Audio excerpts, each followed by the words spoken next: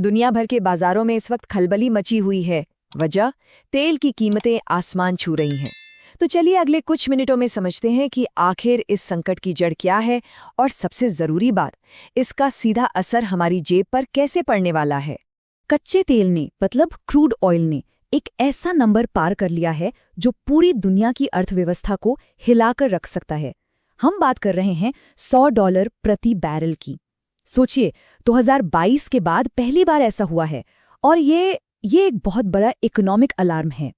तो सबसे बड़ा सवाल अब यही उठता है ना, कि दुनिया के किसी एक कोने में कुछ हो रहा है तो उसका सीधा असर हमारी रोजमर्रा की जिंदगी पर, हमारी जेब पर कैसे और कितना पड़ने वाला है।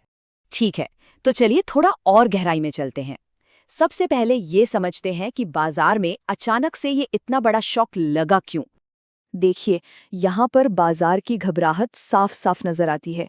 मतलब कीमतें रातों रात 30% तक उछलकर लगभग $120 तक पहुंच गईं। हालांकि बाद में ये $100 के एक साइकोलॉजिकल लेवल पर आकर रुकी। इससे एक बात तो साफ हो जाती है कि ग्लोबल एनर्जी मार्केट कितना कितना नाजुक है। तो आखिर ये सब हुआ क्यों? चलिए अब इस संकट के पीछे की जो जियोपॉलिटिकल वजह है उस पर नजर डालते हैं। इस पूरे संकट का जो केंद्र है ना, वो एक ही जगह है, स्ट्रेट ऑफ हॉर्मज़। जी हाँ, ये दुनिया का सबसे सबसे जरूरी ऑयल चोक पॉइंट है। मतलब एक ऐसा तंग रास्ता जिस पर पूरी दुनिया की एनर्जी सिक्योरिटी टिकी हुई है। तो सवाल ये है कि ये स्ट्रेट ऑफ हॉर्मुज़ आखिर है क्या चीज़। देखिए, ये ईरान और ओमान के बीच में एक बहुत ही संकरा समुद्री रास्ता है। ये पर्शियन गल्फ को खुले समंदर से जोड़ता है और सऊदी अरब, इराक, कुवैत जैसे जो बड़े बड़े तेल बनाने वाले देश हैं, उनके लिए समंदर से बाहर निकलने का यही इकलौता रास्ता है। अब जरा इस आंकड़े पे गौर कीजिए। पूरी दुनिया की जो रोज की तेल सप्लाई है ना, उसका 20% हिस्सा, मतलब कि हर 5 में से एक तेल का बैरल इसी पतले से रास्ते से होकर गुजरता है। तो जाहिर है, यहाँ जरा सी भी गड़बड़ हुई तो इसका मतलब है पूरी दुनिया की एनर्जी सप्लाई पर सीधा खतरा। चलिए अब ग्लोबल पिक्चर से थोड़ा जूम इन करते हैं और देखते हैं कि इतनी दूर चल रहे इस कॉन्फ्लिक्ट का सीधा असर हम पर, यानी भारत की इकोनॉमी पर क्या हो रहा है। देखिए, यहाँ सबसे जरूरी बात समझने वाली ये है कि भारत अपनी जरूरत का 85% कच्चा तेल बाहर से मंगाता है। माने अगर हम 100 लीटर तेल इस्तेमाल कर रहे हैं तो उसमें से 85 लीटर इंपोर्टेड है। और यही जो हमारी भारी निर्भरता है ना, यही हमें इंटरनेशनल मार्केट के उतार चढ़ाव के लिए बहुत ज्यादा वल्नरेबल, यानी कि संवेदनशील बना देती है।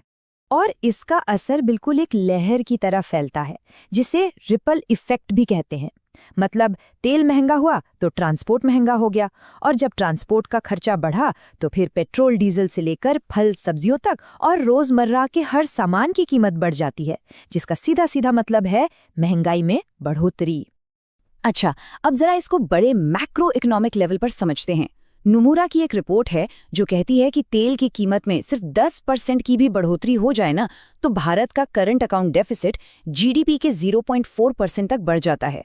अब ये सुनने में थोड़ा मुश्किल लग सकता है, पर आसान भाषा में इसका मतलब ये है कि हमारा इंपोर्ट का बिल बढ़ जाता है और देश की आर्थिक सेहत पर बुरा असर पड़ता है। तो सवाल ये है कि इस बड़ी चुनौती से निपटने के लिए सरकार की तरफ से क्या कदम उठाए जा रहे हैं। चलिए अब देखते हैं कि इस संकट को मैनेज करने के लिए क्या-क्या तैयारियां की जा रही हैं।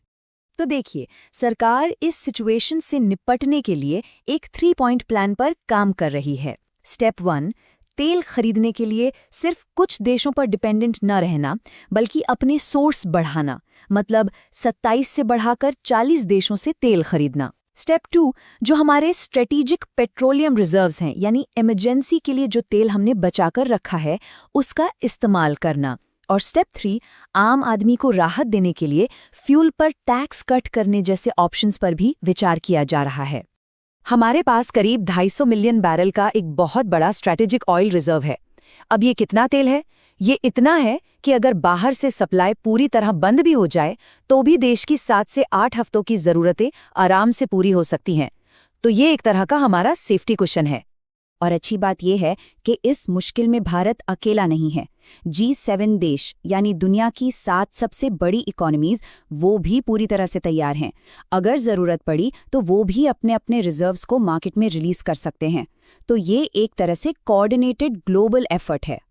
ठीक है, तो ये तो हो गई आज की बात, पर चलिए अब इस फौरी संकट से थोड़ा आगे देखते हैं और समझते हैं कि लॉन्ग टर्म में यानी लंबी अवधि में इसके क्या मायने हो सकते हैं। कहते हैं ना, हर संकट अपने साथ एक अवसर भी लेकर आता है।